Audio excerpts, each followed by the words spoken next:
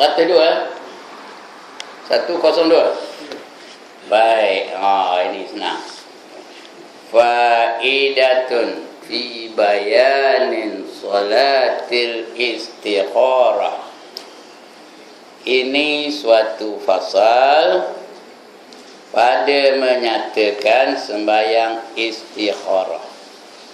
Yang bulan sudah kita bicara tentang sembahyang sunat tasbih. Malam ni sunat istikharah pula kita bicara. Ya, mudah-mudahan kita dapat laksanakannya dalam hidup kita, supaya nanti adalah kita sekurang-kurangnya sekali dalam seumur hidup kita sembahyang sunat istikharah. Macam sunat tasbih juga. Apa kata Nabi? Sunat tasbih belum sudah kita baca. Kalau lalu kalau lalu macam mana? Ya, tiap malam. Tak lalu tiap malam, seminggu sekali. Tak lalu seminggu sekali, sebulan sekali. Tak lalu sebulan sekali, setahun sekali. Kalau setahun sekali pun tak lalu, tak apa, masih ada harapan bahawa seumur hidup sekali. Tapi kalau sekali pun tak lalu, umur dah 80 apa ya. Ini pun begitu juga. Mudah-mudahan kita adalah melaksanakan salah satu ibadah yang disarankan oleh Allah dan Rasul, iaitu nama sembahyang apa? Sunat istikharah. Dan makna istikharah itu iaitu memohonkan kebajikan daripada Allah Ta'ala. Dia minta kebajikan. Kita kena pilih dua pilihan, dua-duanya baik. Jadi ustaz ke jadi penyanyi pop, dua-dua baik. Jadi nak yang mana? Nak jadi ustaz ke nak jadi penyanyi pop? Bukan tentu ya, janganlah pilih ustaz je, belum tentu. Ada tak ustaz yang menentang hukum Allah? Ada ke tak ada? Ada. Ada tak penyanyi pop yang memperjuangkan agama Allah? Jadi jangan terus ambil kesimpulan. Sembahyang istikharah dulu. Kemudian tunggu petunjuk dari Allah Subhanahu wa taala.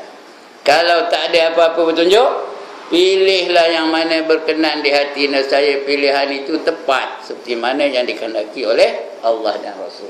Tapi sembahyang dulu. Nama sembahyangnya istikharah. Tak kira lah untuk kita ke untuk anak kita ke.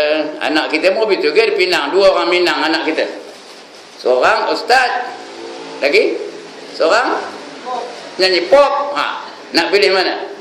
Nak pilih ustaz ke nak pilih penyanyi pop? Baru pula meletup dia punya rekod tu.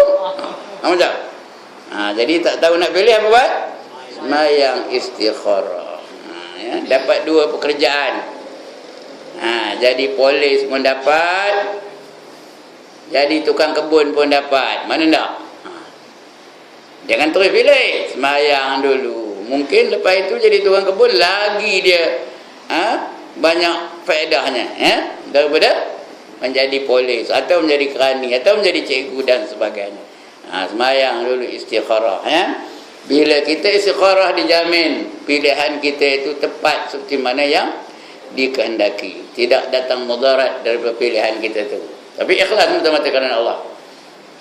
Kerana sabda Nabi sallallahu alaihi wasallam, la yukhayyibullahu man istakhara. La yukhayyibullahu man istakhara. Artinya tiada memberi kejahatan Allah Taala itu akan seseorang yang memohonkan kebajikan akan dia. La yukhayyib. Nama istikharah itu perkataan daripada perkataan khara. Kha alif ra. Khara itu artinya lemah. Jadi kita lemah, tak tahu nak buat pilihan. Kita serahkan kepada Allah untuk memilih yang mana lebih baik bagi diri kita. Itu istikharah iaitu tiada memberi kejahatan Allah Ta'ala itu akan seseorang yang memohonkan kebajikan. Siapa yang mohon kebajikan akan dia, maka tak ada dapat kejahatan. Kata yang diminta dengan Allah Ta'ala, Allah yang pilih. Itu hadis Nabi ni Kemudian Patutnya bila dah hadis Nabi, terus percaya aja lah, jangan ragu-ragu lagi, terus terima aja lah. Kerana sumber hukum kita 4, ya. Pertama Al-Quran, kedua hadis, ketiga ijma', keempat ya, sudah tentu je dah. Bila ada Nabi sebut tu, ya betul lah tu. Ya. Taraktu fikum amrain, kata Nabi, aku tinggalkan kepada kamu dua perkara. Ya, ma in tamassaktum bihima lan tadillu abadan. Kamu tidak akan sesat selama-lamanya kalau kamu pegang kepada keduanya tu. Apa dia? Kitab Allah wa sunnati. Kitab Allah dan juga sunnah Nabi. Ini dikuatkan lagi. Bila ada hadis Nabi, dikuatkan lagi dengan perkataan ulama pula. Siapa? Ulama yang tersohor ialah Imam Al-Ghazali. Apa kata Imam Ghazali pula? Dia dan berkata Imam Al-Ghazali dalam Ihya Ulumuddin, barang siapa mencipta dengan suatu pekerjaan padahal tiada mengetahui ia akan dia, adakah baik meninggalkan dia atau baik pada berbuat akan dia. Nak tinggal ke nak buat, nak ikut ke tak nak ikut. Jadi kita tak tahu nak pilih yang mana, nak ikut ke nak tidak. Orang ngajak kita ni, mari kita masuk dalam satu kumpulan. Tak kira lah apa kumpulannya. Nak masuk ke nak tidak, nak masuk ke nak tidak, nak masuk ke nak tidak. Apa buat? Mayang istikharah dulu. Kalau berat rasa nak masuk, masuklah. Kalau berat rasa tak nak masuk, tak salah masuk. Ya. Tapi mula-mula itu tak betul. Kalau hati itu ikhlas betul-betul kerana Allah Ta'ala, minta betul-betul Allah supaya beri petunjuk. Kadang-kadang Allah datang ke petunjuk. Mimpi ke, macam-macam dah berlaku, ya. Kadang-kadang tak ada petunjuk, tapi kita pilihlah yang mana yang kita rasa lebih baik. Jadi pilihan kita itu pasti akan tepat. Pilihannya tepat ya. Ini kata Imam Ghazali. Ya, barang siapa mencipta dengan suatu pekerjaan, satu kerja lah, padahal tiada mengetahui ia akan dia, adakah baik meninggalkan dia atau baik pada berbuat akan dia, maka sesungguhnya telah menyuruh akan dia oleh Rasulullah sallallahu alaihi wasallam. Rasul yang suruh ni ya. Jadi kalau Rasul suruh tu kena ikutlah. Siapa taatkan Rasul berarti dia taatkan Allah ya. Siapa derhaka dengan Rasul bermakna dia derhakakan Allah. Apa yang Rasul suruh buat. Wa ma atakumur rasul apa? Fahuzu wa ma nahakum anhu fantahu. Ini perintah Allah ni ya. Ayat Quran saya baca tadi tu. Apa saja yang diperintah oleh Rasul kamu membuatnya, hendaklah kamu buat. Dan apa saja yang Rasul larang bagi kamu, apa? Jangan buat. Ini Rasul suruh ke suruh larang ni? Suruh, maka buatlah. Ya. Apa kata Rasul? Telah menyuruh akan dia oleh Rasulullah sallallahu alaihi wasallam dengan bahawa sembahyang 2 rakaat dengan niat istikharah. Nama sembahyang tu sembahyang sunat istikharah. Demikian niatnya, usolli raka'ataini sunnatal istikharati lillahi ta'ala. Allahu akbar. Ataupun yang biasa kita buat orang Melayu ni tak ada macam ni. Kita biasa usolli sunnatal istikharati raka'ataini lillahi ta'ala. Kita orang Melayu betul kan? Buat yang mana selesa. Kerana ini lafaz niat aja. Lafaz tu macam mana pun tak kira ya. Tak baca pun tak apa. Boleh tak? Tak payah lafaz? Boleh. Kalau orang yang ada dia terus Allah Akbar, tak apa. Cuma dia lafaz ni untuk menguatkan niat kita tu. Senang kita berniat ya. Itu kita baca lafaz tu. Usalli fardal isya'i 4 rakaatin adaan lillahi ta'ala. Kita baca itu dulu supaya kita sedar, kita hati kita terbulat, aku ni nak sembahyang isyak. Senang bila takbir atau ikhram, senang je dia masuk ya. Ini pun itu juga lafaz niat penting, bukan tak penting, tapi bukan wajib ya. Malahan ada ulama mengatakan bid'ah. Ini dah melampau benar lah. Ada ulama-ulama mengatakan lafaz niat tu bid'ah. Ada tak pernah dengar? Ada tak pernah dengar? Rasulullah mana ada usalli katanya. Ada juga ya. Itu dah lebih benar. dia tak nak idak lah, jangan melarang orang buat. Dia tak nak idak lah. Jangan orang nak buat larangnya. Bid'ah saja, talqin bid'ah. Tak pernah dengar? Tak pernah dengar? Usalli bid'ah. Lagi apa? Di petani ada bid'ah tu? Ada? Di petani ada macam tu tak? Tak ada lagi. Semua bid'ah saja. Ada Ustaz. Ya? Ada orang kata saja semuanya kita amal saja kata dia. Sayanglah kata dia. Ada list. Dia bukan saja, dia tak faham tu. Sahaja tu artinya deliberately. Tak tahu apa arti deliberately, tanya Haji Din, pakar bahasa Inggeris. Intentionally. Bukan apa? Bukan accidentally. Tahu apa accidentally? Bukan tak sengaja. Sengaja, memang tujuan. Itulah, bukan saja lain. Nak ke mana tu? Nak pergi tentu alang. Ngapa saja itu lain? Ini sengaja, aku memang nak sembahyang, ya? Mesti disengajakan. Dalam sembahyang ni nak disengajakan, ya? Nak rukuk sengaja nak rukuk, nak sujud sengaja nak sujud. Tak sengaja mana? Cucuk orang bingung, dia berrukuk. Itu tak sengaja namanya. Ini nak sengaja. Kalau ada dengar orang tu cakap betul ke, kabur orang betul, ya. Jangan lekeh benar. Ngatakan bid'ah, lekeh benar, ngatakan tak betul dan sebagainya. Baik, ini Imam Ghazali pula ni. Nampak apa kata dia? Suruh baca niat sendiri, lafaznya, pengarang ni. Pengarang ni. Apa namanya, pengarang kitab ini, dia baca, dia tulis apa? Usalli di sini. Usalli rak'ataini sunnatal istikharati lillahi ta'ala. Allahu akbar. Ya. Siapa lebih pandai ada pengarang kitab ni angkat tangan. Yang katakan bid'ah tu, kalau dia lebih pandai ada pengarang kitab ni, okeylah. Ada ke? Pengarang ni siapa ni, ya? Dia petik daripada ulama besar tu, ya. Syekh Muhammad As-Saman namanya, ya. Dia punya tok guru dia lah, ya. Syekh dia. Artinya sahaja aku sembahyang sunat istikharah 2 rakaat kerana Allah Ta'ala. Allahu akbar ketika takbiratul ihramnya, ya. Ada masalah setakat ini? Up to now, any problems? Sahaja ke sengaja?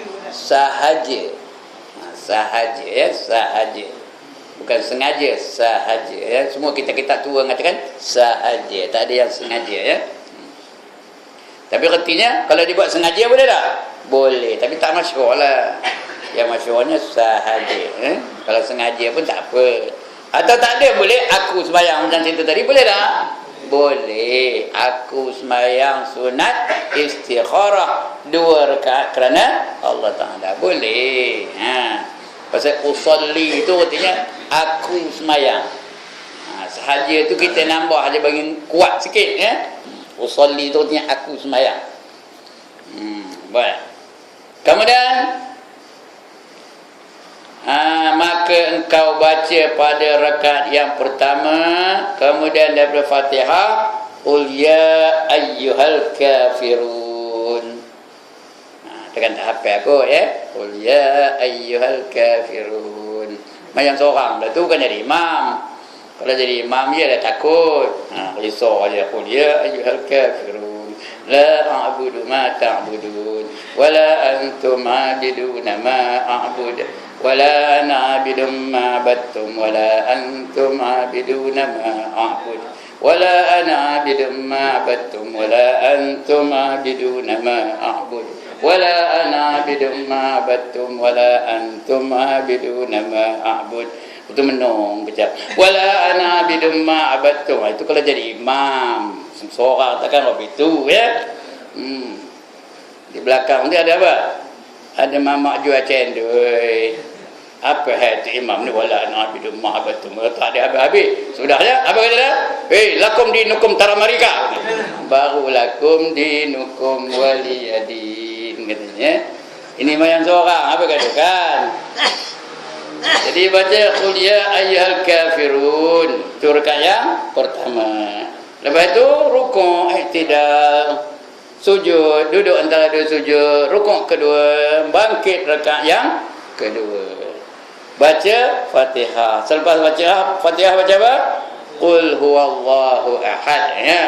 Suratul Ikhlas. Nah.